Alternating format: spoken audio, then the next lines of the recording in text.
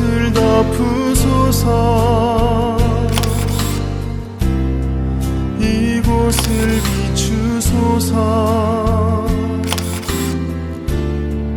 내 안에 무너졌던 모든 소망 다 회복하리니 이곳을 지나소서. 이곳을 만지소서. 행복한 교회 성도 여러분, 오늘은 6월의 넷째 주일입니다. 이 시간 언제나 우리를 돌보시고 지켜주시는 주님의 은혜와 사랑을 높이며 함께 찬양 드리시겠습니다.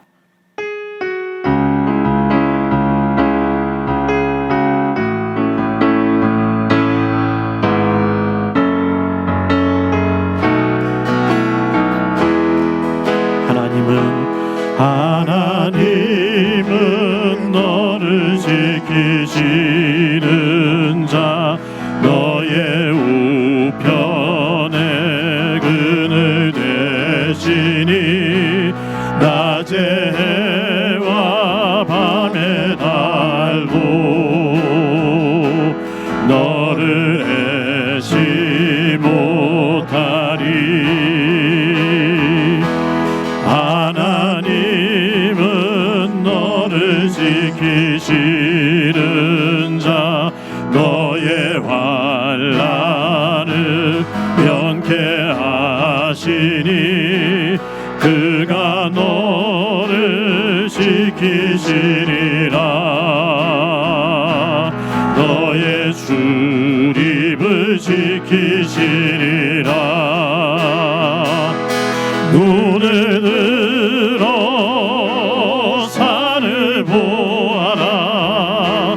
너의 도움 어디서 오나. 천지 지으신 너를 만드신 여호와께로다.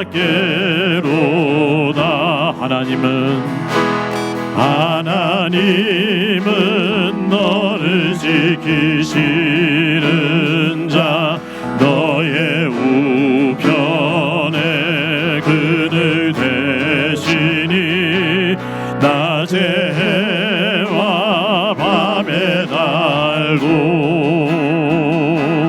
너를 해치 못하리. 하나님은 너를 지키시는 자, 너의 환난을 면케하시니 그가 너를 지키시리라. 너의 출입을 지키시리라. 눈을 들어 산을 보아라. 너의 도움 어디서 오나. 천지 지으신 너를 만드신 여호와께로. 눈을 들어 산을 보아라. 눈을 들어 산을 보아라. 너의 도움 어디서 오나. 천지 지으신 너를 만드신 여호와께로다. 천지 지으신 너를 만드신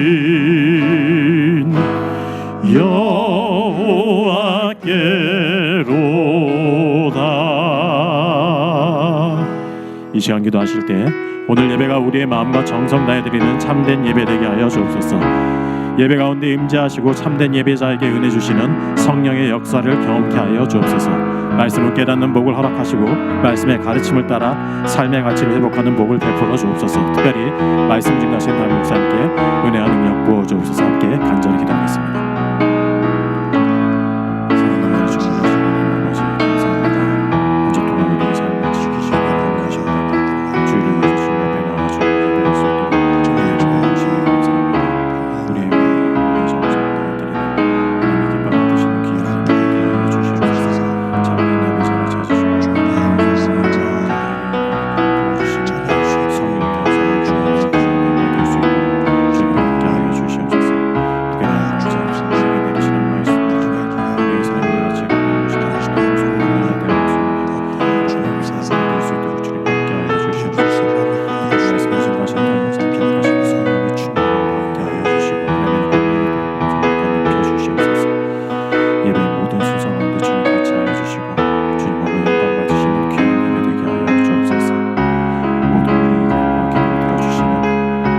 예수님의 이름으로 기도드립니다. 아멘.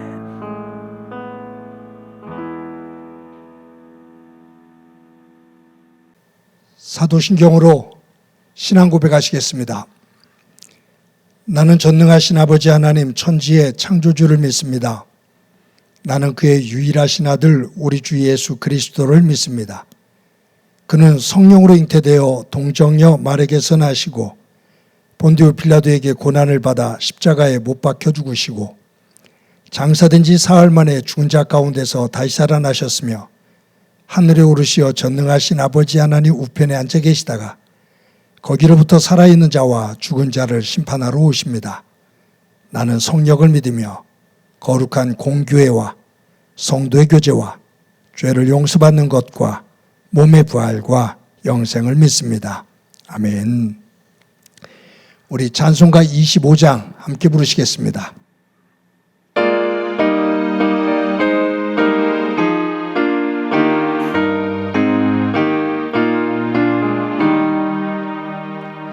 멸류관 벗어서 주 앞에 드리세 저 천사 기쁜 노래가 온 땅에 퍼지네 내오나 깨어서 주 찬송하여라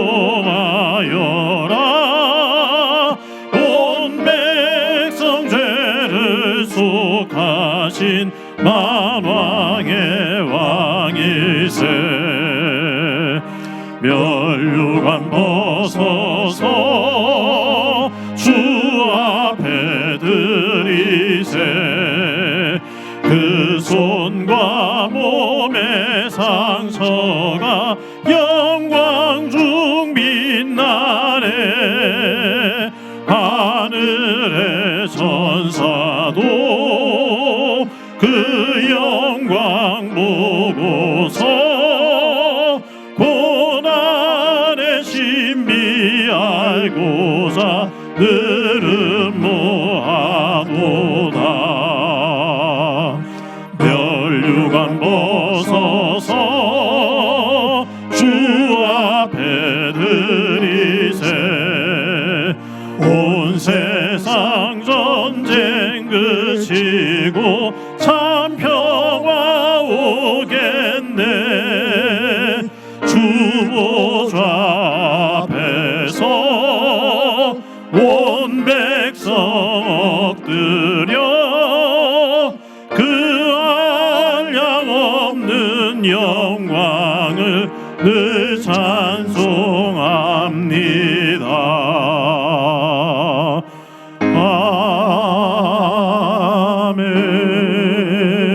아멘.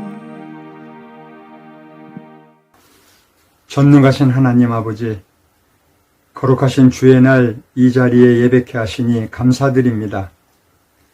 내가 산을 향하여 눈을 들어 나의 도움이 어디서 올꼬? 천지를 지으신 여호와로다. 그 은혜를 찬양하며 주님의 보좌로 나아갑니다.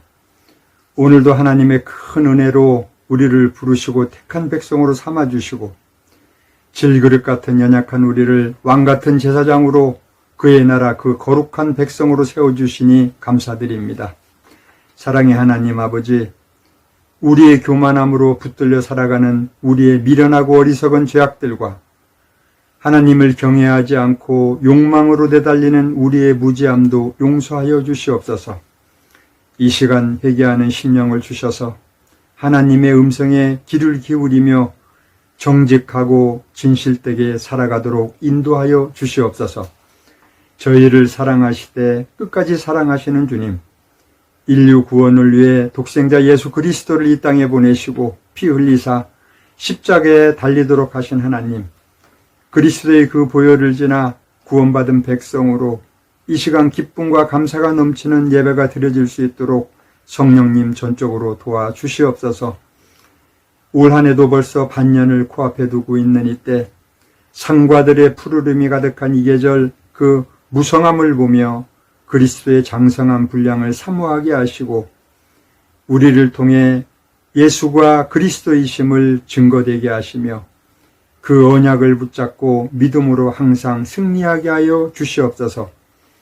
이 시간 예배를 통하여 메마른 심령에 은혜의 단비도 내리사 우리의 심령이 옥토가 되게 하셔서 말씀의 열매가 30배, 60배, 100배의 열매를 맺히는 풍성한 은혜를 체험하는 삶으로 이어지게 하여 주시옵소서. 이 나라라 이 민족을 사랑하시는 하나님 아버지, 오는 25일은 동족 상잔에 큰 아픔을 던져준 6.25 전쟁일입니다. 이 나라를 위해 목숨을 아끼지 않고 몸바쳐 희생당한 후국 영령들을 위로하여 주시고 이 분단의 아픔이 하나님이 섭리하에 속히 치유될 수 있는 민족 통일의 길이 속히 열어갈 수 있는 이 나라 되게 하여 주시옵소서. 우리의 강팍함을 용서하여 주시고 말씀 안에서 더 큰 사랑으로 서로 포용할 수 있는 길을 모색할 수 있도록 주님 이 민족을 불쌍히 여겨주시옵소서. 전쟁의 참혹함을 경험한 이 민족이 더 이상 전쟁에 내몰리지 않도록 먼저 믿는 우리가 늘 깨어 기도하게 하시고 이 민족의 아픔을 치유하는 데 앞장서는 이 땅에 그리스도인들이 다 되게 하여 주시옵소서. 사랑과 소망의 주님, 이 시간 경제적으로 육체적으로 고통 가운데 있는 어려운 이웃들에게 소망을 주옵소서. 특별히 환우들을 기억하여 주셔서 주님의 피 묻은 손으로 안수하여 주시고 여러 가지 아픔과 고통으로 신음하며 절망하는 이들을 위로하여 주시고 평안으로 함께 하시되 이를 지켜보며 기도하는 가족들의 눈물까지도 기억하셔서 영육간에 속히 건강과 여건들이 다 회복되게 하여 주시옵소서. 이 예배를 위하여 수고하는 많은 일꾼들이 있습니다. 섬기는 현장이 복되게 하시고 주님께만 영광 드러나는 현장 되게 축복하여 주시옵소서. 오늘도 단위에서 말씀을 선포하는 목사님 항상 영육간에 강건하게 하시며 권능의 손을 높이 들어 성령의 능력의 말씀이 선포되게 하여 주시옵소서. 오늘도 주시는 말씀으로 그 은혜를 체험하게 하시고 성령의 인도함을 받도록 간절히 원하며 예수 그리스도 이름으로 기도합니다. 아멘.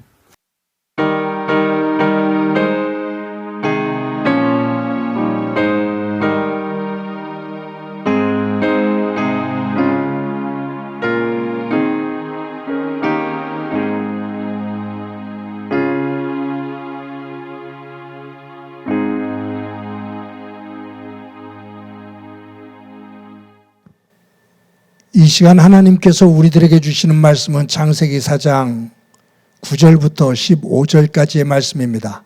봉독해 드립니다. 여호와께서 가인에게 이르시되 내 아우 아벨이 어디 있느냐? 그가 이르되 내가 알지 못하나이다. 내가 내 아우를 지키는 자니이까. 이르시되 내가 무엇을 하였느냐? 내 아우의 핏소리가 땅에서부터 내게 호소하느니라. 땅이 그 입을 벌려 내 손에서부터 내 아우의 피를 받았은즉 내가 땅에서 저주를 받으리니 내가 밭을 갈아도 땅이 다시는 그 효력을 내게 주지 아니할 것이요 너는 땅에서 피하며 유리하는 자가 되리라. 가인이 여호와께 아뢰되 내 죄벌이 지기가 너무 무거우니이다. 주께서 오늘 이 지면에서 나를 쫓아내시온즉 내가 주의 낯을 배웁지 못하리니 내가 땅에서 피하면 유리하는 자가 될지라. 물은 나를 만나는 자마다 나를 죽이겠나이다. 여호와께서 그에게 이르시되 그렇지 아니하다. 가인을 죽이는 자는 벌을 7배나 받으리라 하시고 가인에게 표를 주사 그를 만나는 모든 사람에게서 죽임을 면하게 하시니라. 아멘. 성도 여러분, 지난 한 주간 동안 평안하셨습니까? 하나님의 사랑과 은혜가 여러분들의 삶의 자리 가운데 충만하기를 간절히 소망합니다. 로마 신화에 보면 야누스 신이 나옵니다. 이 야누스 신은 성문을 지키거나 한 집의 문을 지키는 신입니다. 근데 이 야누스 신의 특징이 있죠. 몸은 하나고 머리는 하나인데 얼굴은 앞뒤로 두 개입니다. 그래서 성문을 지키고 딱 버티고 서 있으면 얼굴 하나는 밖을 바라다 보고 얼굴 하나는 성 안쪽을 바라다 보게 돼 있죠. 집의 문을 지키다 보면 야누스 신이 서 있으면 한쪽 얼굴은 문 밖을 보고 한쪽 얼굴은 문 안을 보게 됩니다. 그런데 이 얼굴의 모양이 똑같지 않고 얼굴이 다른 형태예요. 이 야누스의 얼굴, 앞과 뒤의 얼굴의 모양이 다른 것, 이것을 비유해서 사람들이 야누스 같다라고 말하죠. 저 사람은 꼭 야누스 같아라고 말해요.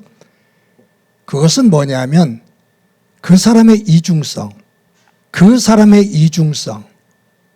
이중인격적인 면, 겉과 속이 다른 것, 말과 행동이 다른 것, 그런 것들을 비유하면서 저 사람은 꼭 야누스 같아라고 그렇게 말을 합니다. 여러분, 그런데 우리가 가지고 있는 감정이라는 것이 있잖아요. 근데 이 감정이라는 것도 어떤 면에서 보면 야누스와 같은 속성이 있습니다. 감정에 두 얼굴이 있어요. 하나는 부정적인 얼굴의 감정입니다.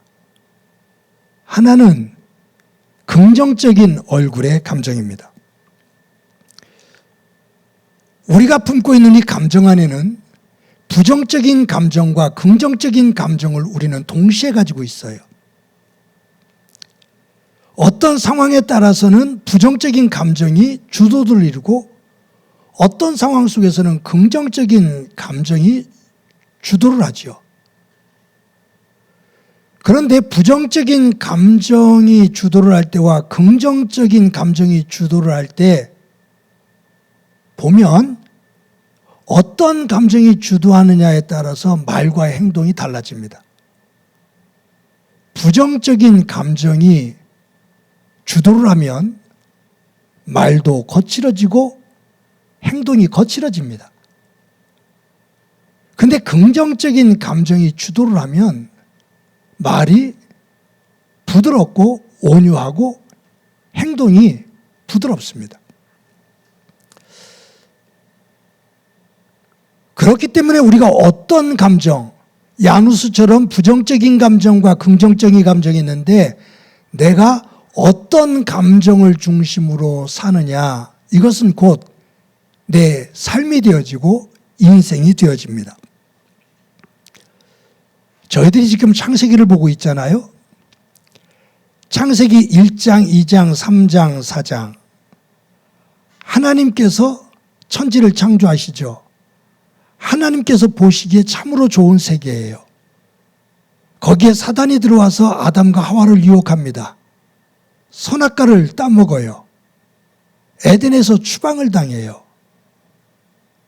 추방을 당한 이후에 아담과 하와가 가인과 아벨을 낳아요.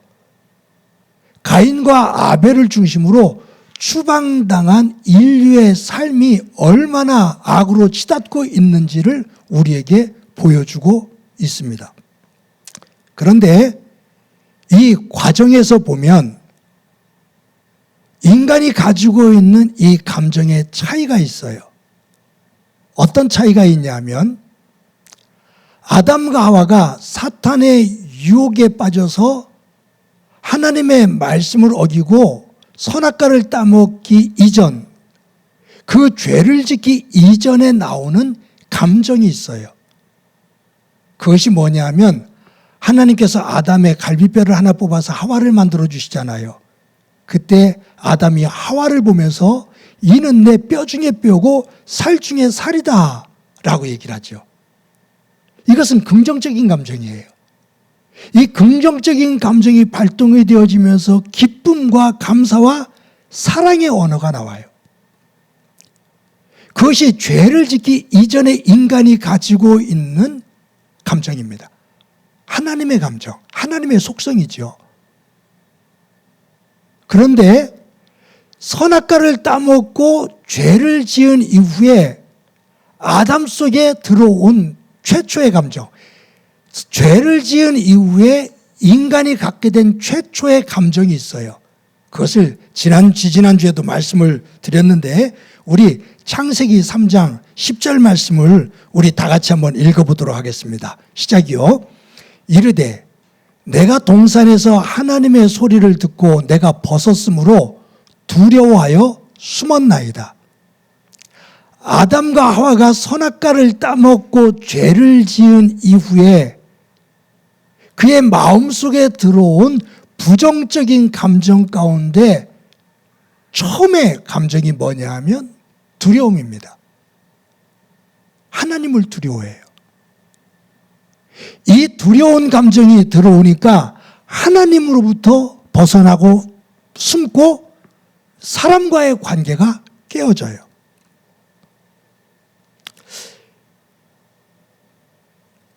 죄를 짓기 이전에 하와를 향해서 내 뼈 중에 뼈고 살 중에 살이다 라고 말했던 그 기쁨과 감사와 사랑스러운 감정이 사라지고 거기에 두려움 속에서 갖게 되어지는 원망과 불평, 이런 감정이 아담을 지배하기 시작합니다. 에덴에서 추방되지요? 아담과 하와가 가인과 아벨을 낳아요. 그런데 이 가인이 아벨을 죽이지 않습니까? 지난주에 우리가 봤던 것처럼 하나님이 아벨의 제사는 받으셨는데 가인의 제사를 받지를 않지요. 그랬을 때 가인이 분노를 하면서 가인을 폭력을 가해서 죽입니다. 여기에 감정을 중심으로 성경을 본다면 죄를 지은 이후에 두려움의 감정이 와요. 근데 이 두려움의 감정이 무엇을 낳냐 하면 분노입니다. 분노의 감정을 낳습니다. 분노의 감정을 낳았을 때 잔인한 살인이 일어납니다. 죄가 잉태한 즉 죄를 낳아요. 두려움이 잉태한 즉 분노를 낳고 분노는 죽음을 만들어요.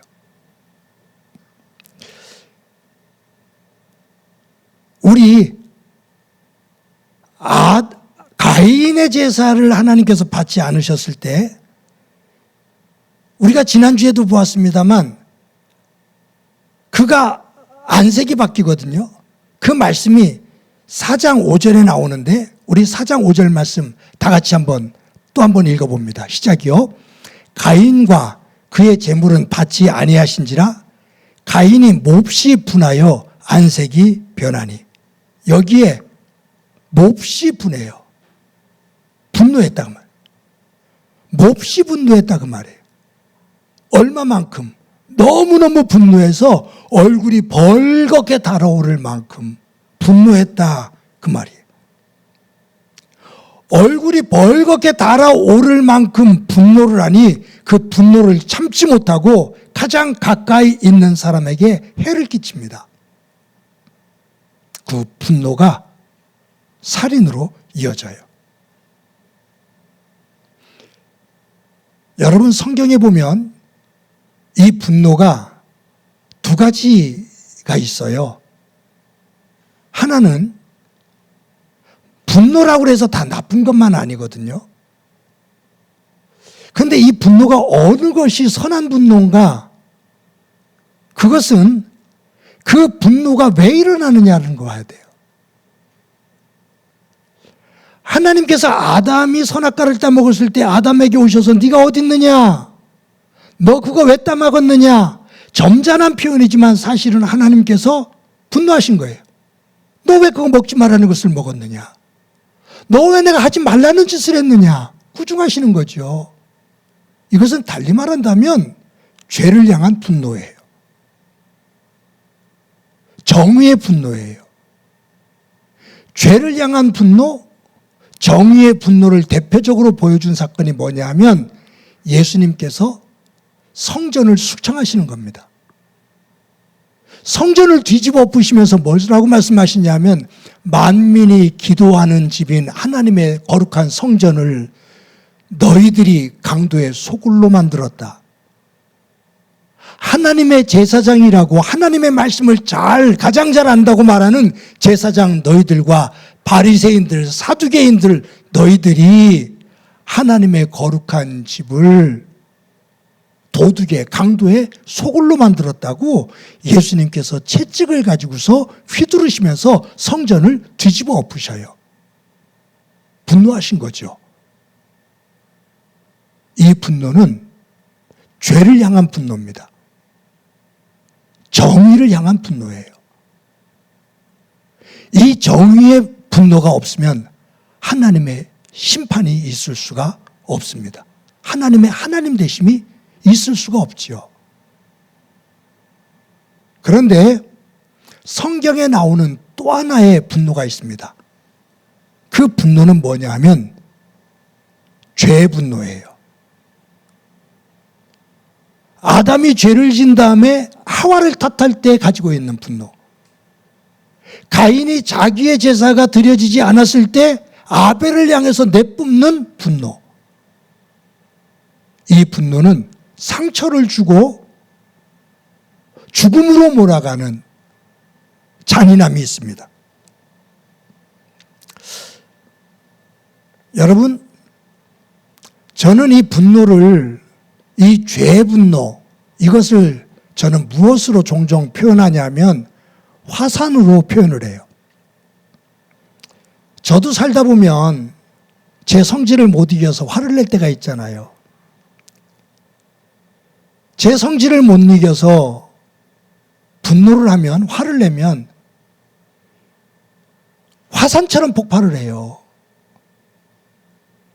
화산처럼 분노가 폭발하면 가장 큰 상처를 입는 사람은 누구냐면 폭발하는 자신입니다. 자신의 영과 육이 깨어져요. 그 다음으로 상처받는 사람이 누구냐면 가장 가까이 있는 사람이에요. 보이지 않는 멀리 있는 사람이 아니에요. 화를 내면, 분노를 하면 분노를 터뜨리는 자신의 몸과 자신의 영이 깨어지고 다른 사람은 가장 가까이에 있는 사랑하는 사람이 상처를 입게 돼요.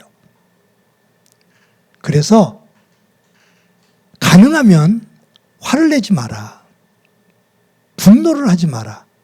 그런데 분노를 안 낼 수가 없죠?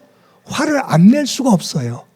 그때는 어떻게 해야 되냐면 저 같은 경우는 화가 나면 그것을 잠시 달래요. 그것을 순간적으로 터뜨리지를 않고 이제는 조금 그것을 달래려고 그래요. 그래서 바깥으로 나가죠. 잠깐 그 자리를 피합니다. 순간적으로 그 자리를 잠깐 피해요. 그렇지 않으면 한쪽에 가서 그냥 심호흡을 크게 몇 번을 하면서 마음을 다스려 봅니다. 이렇게 하면 분노가 100이라고 보면 잠깐 자리를 비울 때 그리고 심호흡을 크게 몇 번을 하는 그 짧은 과정 속에 분노가 100이라면 이 분노의 지수가 한 50 정도로 내려와요. 그것은 제 말이 아닌 이 심리를 연구하는 과학자들의 통계입니다. 갑자기 터뜨리면 100의 분노인데 잠깐 자리를 떠났다가 다시 돌아오거나 호흡을 크게 몇 번을 쉬면서 잠시 그것을 다스리면 분노의 지수가 50 정도로 떨어져요. 이것을 믿음의 사람으로서 잘 다스리는 것, 그것은 우리에게 매우 중요하죠. 화가 났을 때 화를 그냥 퍽 터뜨리는 사람이 있잖아요. 그 사람의 인격을 성숙하다고 말하지 않습니다. 그 분노를 어떻게 표현하느냐, 화가 났다라는 것을 어떻게 표현하느냐, 그 과정 속에서 그 사람의 인격이 보이는 거죠. 그래서 하나님은 에베소서 4장 26절 27절에서 이렇게 말씀합니다. 우리 다 같이 한번 읽어봅시다. 시작이요. 분을 내어도 죄를 짓지 말며 해가 지도록 분을 품지 말고 마귀에게 틈을 주지 말라. 다시 26절로 돌아가요. 분을 내어도 죄를 짓지 말라. 분을 내게 되면 가인이 분을 냈을 때 살인을 하잖아요. 분을 내어도 죄를 짓지 말라. 이것은 분노를 잘 다스려라. 죄로 이어지지 않도록 잘 다스려라. 그런데 이것이 지속되지 않도록 해가 지도록 분을 품지 말라. 다음 날, 다다음 날까지 이어지도록 그 분노를 품지 마. 그 분노가 오래 가면 너도 상하고 그 분노가 품어있는, 네 마음속에 분노를 품고 있는 그 시간은 가치 있는 사람과의 관계가 깨어질 수밖에 없어. 그러니 분을 내어도 터뜨려서 죄를 짓지 말고 그것을 지속적으로 가져가서 너도 해하고 더불어 사는 사람이 불편하도록, 긴장하도록, 아프도록 만들지 마. 그러면서 27절에 이렇게 말하잖아요. 마귀에게 틈을 주지 말라. 마귀에게 틈을 주지 말라. 사탄은 우는 사자처럼 삼킬 자를 찾아 두루 다닌다고 그랬거든요. 사탄이 틈타기가 가장 좋을 때가 언제냐 하면 우리가 화를 낼 때예요. 분노할 때. 정의의 분노가 아닌 죄의 분노를 터뜨릴 때 사탄은 어김없이 해집고 들어와요. 왜요? 죄의 분노 때는 분별력을 잃어요. 미운 감정과 저주의 감정과 원망의 감정에 쌓여서 하나님의 속성을 잃어버려요. 거기에는 어김없이 사탄이 들어오죠. 그래서 귀신론을 연구하는 사람들에 의하면 사람에게 사탄이 가장 잘 들어갈 때가 언제냐? 화를 낼 때다 라고 말을 하기도 합니다. 분노를 하고 그곳에 사탄이 들어와 자리를 잡으면 어김없이 하나님과의 관계, 사랑하는 사람과의 관계가 깨어지죠. 여러분, 하나님은 분노함 속에서 동생을 쳐 죽인 가인, 생각해 보셔요. 동생 보고 좋은 말로 우리 들판에 좀 나가자. 무엇 때문에 나가자고 했는지 모르지만 동생에게 볼 일이 있는 것처럼 동생을 유인해서 들판으로 데리고 나가요. 그래서 동생을 넘어뜨린 다음에 돌로 으깨 죽여요. 그리고 피를 쓱쓱 닦고서는 아무 일이 없었다는 것처럼 동생의 시체를 버려두고 돌아옵니다. 그때 하나님께서 그 가인에게 임하시면서 가인아, 네 동생 아벨이 어디 있느냐? 라고 물으셔요. 아담이 범죄를 했을 때 아담아, 내가 어디 있느냐? 라고 물으셨죠. 그것은 아담의 영적인 상태라고 말씀드렸습니다. 가인이 동생을 쳐 죽이고 나올 때 두 번째 질문이에요. 인류를 향한 두 번째 질문이에요. 가인아, 네 동생 아벨이 어디 있느냐? 이 말은 너 네 동생에게 무슨 짓을 했느냐? 너 무슨 짓을 했느냐? 무엇을 했느냐? 라는 질문이에요. 그때 이 가인의 대답이 가관입니다. 내가 내 아우를 지키는 자니까? 내가 아벨을 지키는 자니까? 라고 하나님 앞에 대들다시피 해요. 하나님과의 관계가 이그러진 거죠. 깨어진 거예요. 그때 하나님께서 가인에게 네 아우의 피가 땅에서 내게 부르짖는다 라고 말씀하십니다. 여러분, 이것을 우리가 보면 이제 가인을 하나님께서 광야로 내쫓으시잖아요. 그때 가인이 사람들이 나를 만나면 나를 죽일 겁니다 라고 두려웠더라요. 그때 하나님께서 너를 누군가 해야 한다면 내가 그에게 7배를 갚겠다, 죽이지 못하도록 하겠다 하시면서 가인의 이마에 인을 쳐줍니다. 근데 여기서 중요한 것이 하나 있어요. 뭐냐면 여러분, 성경에 있는 그대로를 본다면 아담과 하와가 가인과 아벨을 낳아요. 가인이 아벨을 죽여요. 가인이 광야로 나가요. 그렇다면 누가 죽인다는 얘기예요? 사람들이 나를 죽일 겁니다. 그 사람들은 누구예요? 그러니까 다시 한번요, 이 창세기 1장, 2장, 3장, 4장에서 11장까지는 이게 날짜로 일기 쓰듯이 쓴 것이 아니라는 것을 꼭 기억하셔요. 과학적으로 썼다라는 걸, 과학적으로 쓴 것이 아니라는 것을 꼭 기억하셔요. 이것은 하나님께서 인류를 만드셔서 아브라함을 부르시는 그 순간까지 이것이 몇천 년, 몇만 년, 몇 억 년, 얼만큼 지났는지는 아무도 몰라요.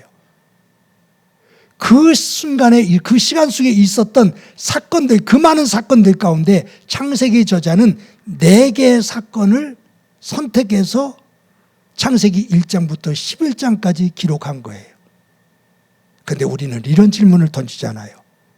아담과 하와가 가인과 아벨을 낳고 가인이 아벨을 죽였는데 사람들이 가인을 죽인다면 그 사람들은 누구야?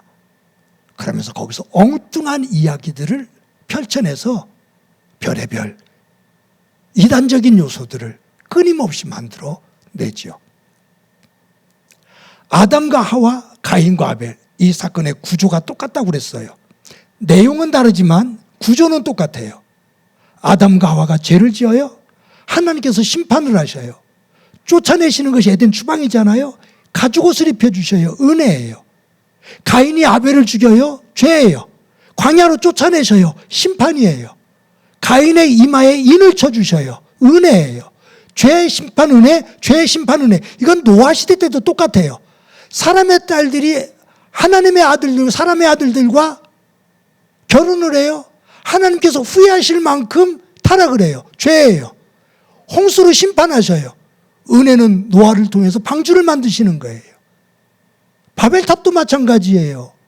인류가 바벨탑을 쌓는 죄를 져요. 하나님께서 그것을 무너뜨리셔요. 그 무너뜨리시면서 흐트러뜨리시는데 거기에서 은혜를 주셔요. 그 사건이 뭐예요?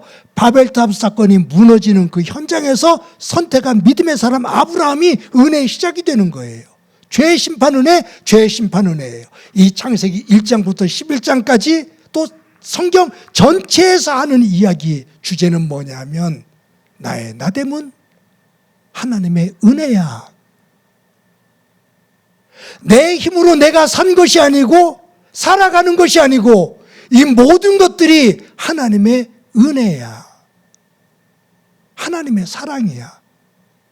그 시각을 가지고 나를 보고 내 삶의 터전을 보고 내 인생을 보고 세계 역사를 보고 함께 더불어 살아가는 사람들을 보고 은혜라는 관점 속에서 삶과 역사를 보는지 아니면 자기의 지혜와 힘을 가지고 그것으로부터 시작됐다라고 생각을 하는지 그 흐름은 극과 극으로 치달아지게 된다 그 말이에요.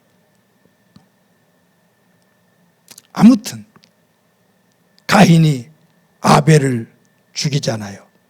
네 동생 아벨이 어디 있느냐라고 하나님께서 물으셔요. 거기에서 저는 오늘 설교 제목을 이렇게 지었어요. 나의 아벨은 어디 있는가? 나의 아벨은 어디 있는가? 우리 안에는 야누스 얼굴처럼 두 면이 있어요. 선과 악, 순종과 불순종, 믿음과 불신, 선행과 악행, 사랑과 미움, 감사와 원망, 웃음과 분노. 그냥 긍정적인 감정의 것만을 가지고 있으면 너무 좋겠는데 죄의 뿌리를 가지고 있는 우리는 부정적인 감정을 또한 우리는 가지고 있어요. 사도 바울도 내 안에 선과 악이 항상 싸우고 있다라고 고백을 하거든요. 만약에 우리 안에 가지고 있는 이 긍정적인 감정이 아벨의 속성이라면 부정적인 감정은 가인의 속성입니다. 이 가인의 속성, 사탄의 속성이 나를 지배하면, 그것이 중심이 되어서 나를 지배하면 아벨의 속성, 하나님의 속성은 내 삶의 주변으로 밀려나 큰 영향력을 끼치지를 못합니다. 내가 살아가고 있는 삶의 자리에 사탄의 속성과 하나님의 속성, 가인의 속성과 아벨의 속성이 있는데 나는 지금 어떤 속성, 어떤 감정의 지배를 받고 있지? 나의 아벨은 지금 내 삶 속에 어디에 있지? 긍정적인 하나님 안에서의 속성의 그 감정이 중심에 있다면 나의 아벨은 내 삶의 중심에 있는 거예요. 그런데 만약 가인의 속성이 내 삶의 중심에 있다면 내가 하나님 안에서 품어야 될 하나님의 속성, 아벨의 속성은 저 주변으로 밀려나 영향력을 잃게 되는 거죠. 믿음의 사람이라는 모양은 가지고 있는데 믿음의 사람으로서 가져야 될 영향력의 그 감정이, 하나님의 감정이 한쪽으로 밀려나가 있는 둥 마는 둥 그런 자리에 있다면 하나님의 사람으로서의 영향력을 가지고 살아갈 수가 없지요. 제가 이 본문을 가지고 묵상하면서 들판에서 아벨을 비참하게 죽이고 잔인하게 죽이고 피를 쓱쓱 닦고 나오는 가인을 향해서 가인아, 네 동생 아벨이 어디 있느냐라는 이 질문이 저에게 들려오면서 저는 저에게 묻는 질문이에요. 너의 아벨은 지금 어디 있느냐? 네 삶의 중심에 있느냐? 아니면 삶의 저 변두리에 있느냐?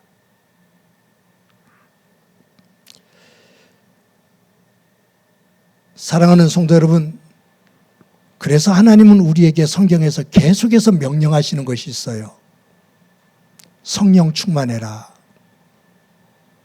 정신 차리고 근신하며 기도해라. 성령 충만해라. 정신을 차리고 근신하며 기도하지 않으면, 성령의 사람이 되지 않으면 가인의 속성이 너를 지배해. 아벨의 속성이 항상 저 삶의 변두리로 끝자락에 밀려 있어. 정신을 차리고 근신하며 기도하고 하나님의 영으로 네 속이 채워지면, 성령이 너를 주관하면 아벨의 속성이 중심에 서서 사탄의 속성, 가인의 속성이 변두리로 밀려가 너의 삶에 크게 영향력을 가질 수가 없어. 그런데 정신을 차리고 근신하여 기도하지 않으면, 말씀을 묵상하지 않으면, 성령을 사모하지 않으면 아벨의 속성이 중심에 있을 수 없어 라는 말씀이에요. 여러분, 하나님께서 저와 여러분에게 오늘도 묻습니다. 너의 아벨은 어디 있느냐? 한번 점검하며 그 아벨의 속성이 내 삶의 복판에 설 수 있도록 삶의 자리를 다시 한번 점검해 볼 수 있기를 소망합니다. 강원도에 가면 예수원이라는 곳이 있죠. 유명한 수도원입니다. 대천덕 신부님이죠. 성공의 대천덕 신부. 토레이 3세지요. 그분은 수도원을 그곳에서 시작하면서 노동은 기도다 라고 하면서 꼭 수도원에서 노동을 하지 않는 사람, 그 주어진 일과 속에서 노동을 하지 않는 사람은 수도원에 와서 머물지를 못하게 해요. 꼭 그 일과 속에 같이 노동을 해야 돼요. 노동은 기도다 라고 말하면서 함께 생활을, 공동체 생활을 하는 정말로 유명한 그러한 수도원이죠. 그런데 이 대천덕 신부님도 유명하지만 대천덕 신부님의 할아버지가 더 유명해요.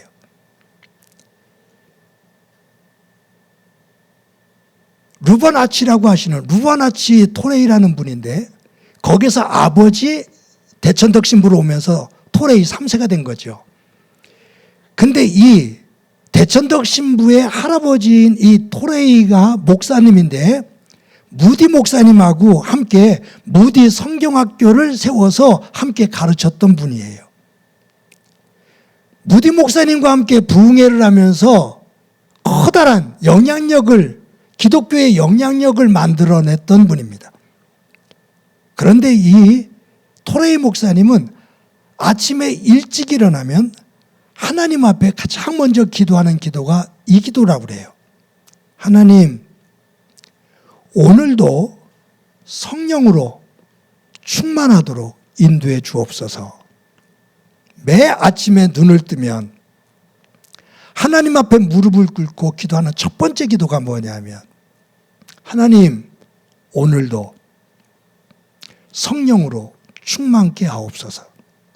그러면서 그 대천덕 신부의 할아버지 되는 토레이 목사님이 이처럼 말을 하고 있어요. 나는 성령 충만 없이 하룻길을 걷는 것이 두렵다. 내가 성령 충만하다고 느끼지 않을 때 나는 말을 조심한다. 왜냐하면 성령 충만하지 않은 때 내가 하는 말은 종종 실수일 수도 있고 실언을 할 수도 있고 이웃에게 상처를 입힐 수 있기 때문이다. 나는 내가 성령 충만하다고 느끼지 않을 때 중요한 결정을 유보한다. 내가 성령 충만하지 않은 상태에서 결정할 때 종종 내 결정은 잘못될 수가 있고 나는 믿지 않는 사람과 마찬가지로 이기적인 결정을 할 수 있기 때문이다. 그래서 루바나치 토레이 대천덕 신부의 할아버지는 매일 아침 성령 충만하게 해주십시오 라고 기도를 해요. 그 기도는 나를 아는 거예요. 성령 안에서 내가 채워지지 않고 성령 없이 내가 말을 하고 결정하고 행동하면 어떤 일들이 벌어지는지를 알기 때문에 하나님, 오늘도 하나님의 영으로 채워지는 하루가 되게 하셔서 말하는 것, 행동하는 것이 하나님의 사람답게 살게 해 주십시오라는 거죠. 사랑하는 성도 여러분, 이제 또 예배를 드리고 한 주를 살아갑니다. 저도 한 주를 살아가고 여러분들도 한 주를 살아갑니다. 한 주 동안 살아갈 때 오늘 제목을 한번 꼭 기억합시다. 나의 아벨은 어디 있는가? 내 삶에 있어서 나에게 아벨은 어디 있는가? 기도하면서 나를 돌아보면서 하나님의 속성이 내 삶의 자리에 어디에 있는지 점검하고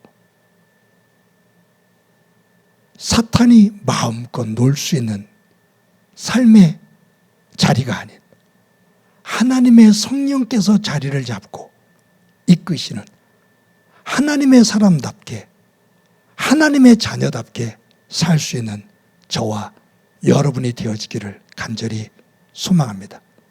성령 안에서 우리의 시기심을 잘 다룹시다. 성령 안에서 우리의 미움을 잘 다룹시다. 성령 안에서 우리의 이기심과 우리의 욕망을 잘 다룹시다. 그래서 하나님의 백성답게 살아가며 그곳에서 조금이라도 그리스도의 향기가 드러내는 복된 삶을 살고 그 위에 하나님의 은혜가 가득하기를 주님의 이름으로 간절히 축원합니다. 이 시간에 우리 말씀을 기억하면서 찬송가 463장 부릅니다.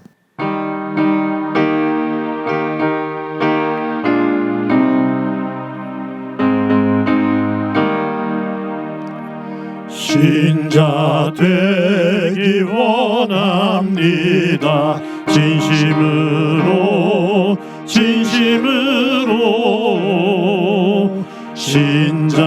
되기 원합니다. 진심으로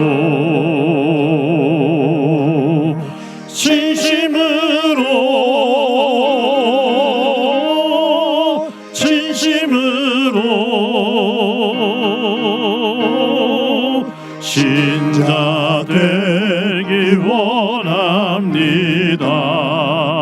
진심으로 사랑하기 원합니다. 진심으로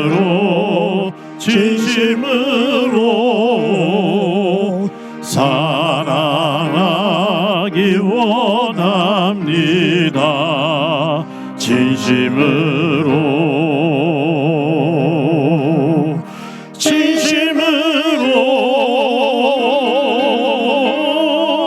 진심으로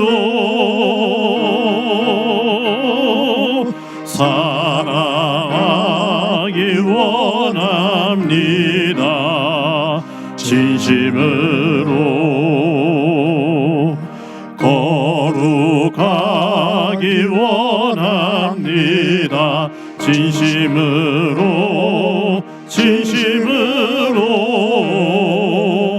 거룩하기 원합니다.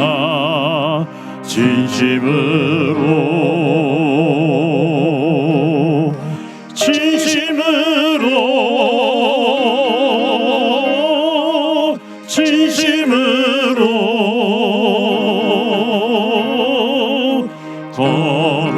거룩하기 원합니다. 진심으로 예수 닮기 원합니다. 진심으로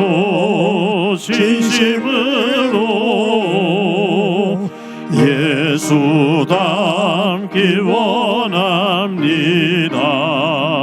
진심으로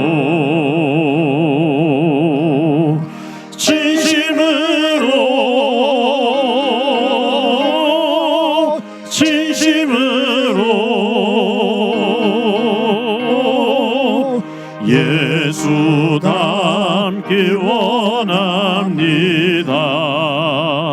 진심으로.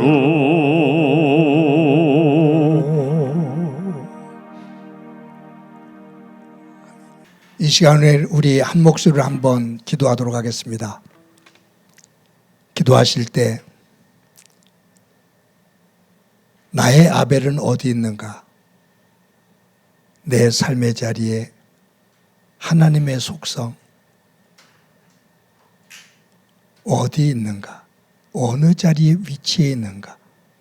하나님 돌아보고 사탄의 속성이 지배하는 내가 아닌 하나님의 속성이 지배하는 거룩한 삶이 되도록 은혜 베풀어 주옵소서. 또 한 가지 기도할 것은 이번 주에 이 나라의 전쟁에 비극이 있었던 유교가 있었던 주간이 됩니다. 이 나라를 위해 땀과 피를 흘린 이들 기억하고 이 나라가 남북의 통일로 이어질 수 있는 날이 올 수 있도록 적대 관계를 넘어 평화의 통일을 이루는 날 올 수 있도록 하나님 도와 주옵소서. 우리 한 목소리로 한번 기도드립니다. 하나님 아버지, 오늘도 하나님 안에서 주일 예배를 드리며 우리의 삶의 자리를 돌아봅니다. 나의 아벨은 내 삶의 자리 가운데 어디에 놓여 있는지 점검할 수 있게 하옵소서. 혹시 사탄의 속성인 가인의 그 속성이 내 중심을 이루고 있고 하나님의 속성인 아벨의 속성은 주변으로 버려져 있지는 않은지 소외되어 있지는 않은지 점검하게 하시고 성령님 안에서 하나님의 속성인 아벨의 속성이 내 삶의 중심에 설 수 있도록 세워가는 한 주간의 삶이 되게 하옵소서. 성령님 도와 주옵소서. 하나님, 이 주간은 이 땅의 전쟁이 아픔이 있었던 그날을 기억하는 주간입니다. 하나님께서 도와주셔서 이 전쟁의 참상에서 일어나 여기까지 왔는데 지금도 분열되어 있는 남과 북의 이 고통의 쓴뿌리가 평화로 만들어질 수 있도록 하나가 되는 날을 꿈꾸며 그 길을 걷게 하옵소서.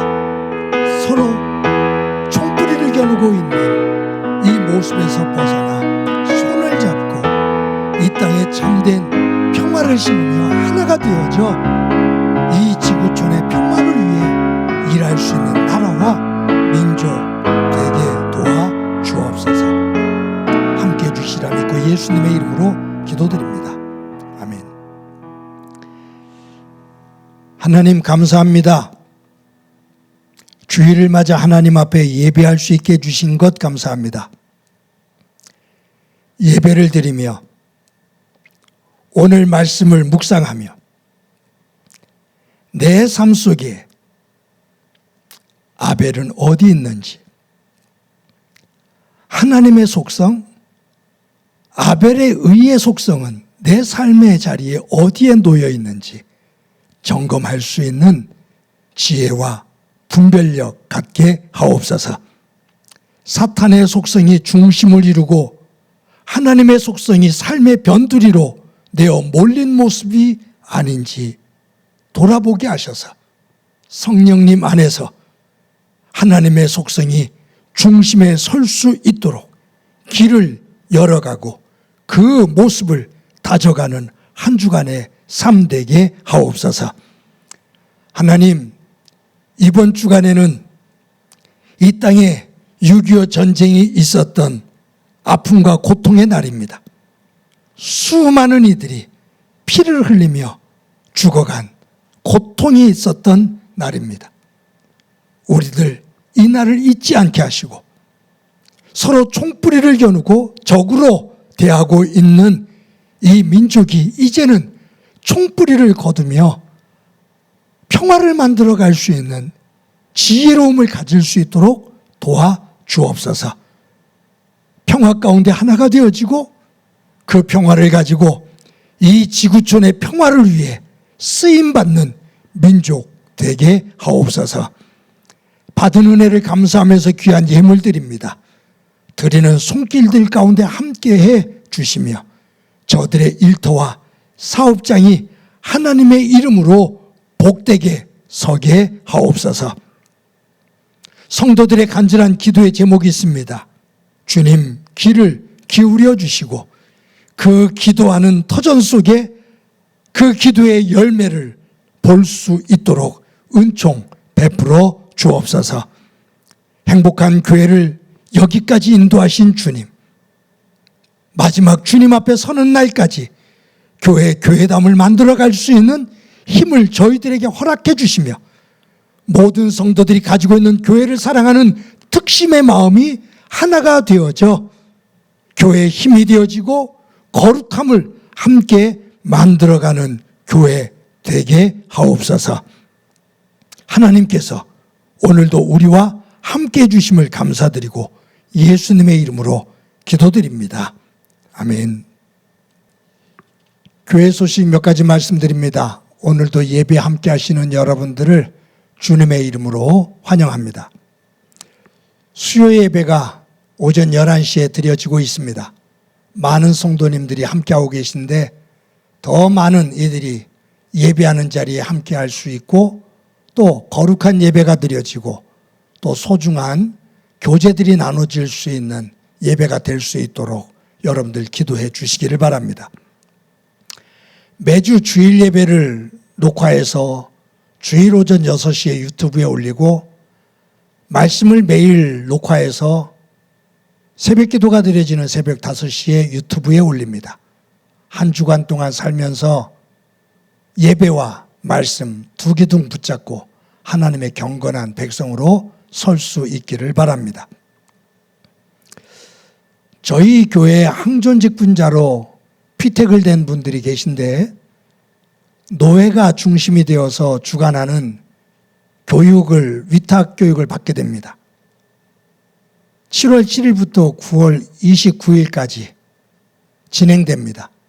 장소는 영교에서 진행이 됩니다. 시간은 오후 5시부터 6시 30분까지 진행이 되는데 피택된 모든 분들은 이 교육에 참석 또 참여하시기를 바랍니다. 성실하게 임하시기를 바라고 이 교육이 다 마쳐지면 저희 교회에서 또 피택자들과 함께 토론도 하고 또 교회가 또 그분들과 함께 또 교회를 중심으로 다져가는 시간을 가진 이후에 임직을 하도록 하겠습니다. 여러분들을 위해서 기도해 주시기를 바랍니다. 화곡고등학교에서 시청각 교재실을 대대적으로 리모델링을 합니다. 7월 7일부터 8월 11일까지 6주간에 걸쳐서 리모델링을 합니다. 그래서 저희가 교회를 운동장 옆에 있는 신관에서 6주 동안 예배를 드리게 됩니다. 언덕을 오르는 조금 불편함이 있고 또 계단을 오르는 불편함이 있지만 서로 격려하고 도와가면서 또 예배가 예배답게 드려질 수 있도록 모두가 기도해 주시고 또 힘써 주시기를 바랍니다. 6주 후에는 또 더 좋은 환경에서 예배할 수가 있게 될 것인데 교회학교 어린아이에서부터 어르신들에 이르기까지 한 마음으로 또 예배 잘 임해 주시기를 바랍니다. 항존직 픽대자 모임이 오늘 2부 예배 후에 시청각실에서 있게 됩니다. 피택 받으신 분들, 장로로 안수집사로 권사로 픽대되신 분들은 모두 참석해 주시기를 바랍니다. 권사의 모임이 있습니다. 다음 주 2부 예배 후에 교회 본당에서 모이게 됩니다. 권사로 피택되신 분들도 참석해 달라는 부탁이 있습니다. 모두 함께 하시기를 바랍니다. 매주 토요일 오전 10시에 시청각 교제실에서 모여서 예배를 준비합니다. 몸으로 드리는 예배입니다. 함께 기도해 주시고 시간 되시는 분들 함께 동참해 주시기를 바랍니다. 매 주일 어려운 중에도 여러분들이 정성스럽게 헌금해 주셔서 진심으로 감사합니다. 여러분들의 일터와 사업장 위에 여러분들의 기도의 제목 위에 하나님의 은혜가 항상 함께하기를 기도드립니다. 이 시간에 우리 너는 시냇가에 심은 나무다 찬양합니다.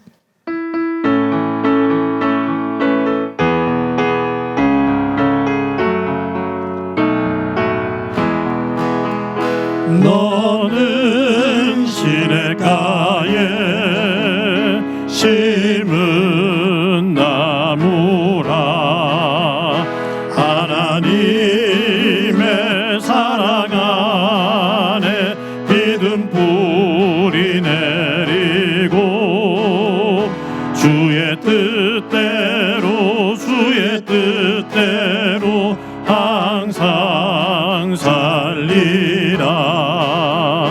주의 시절을 쫓아 구원 열매 맺으면 주의 영화로운 빛 너를 보아리니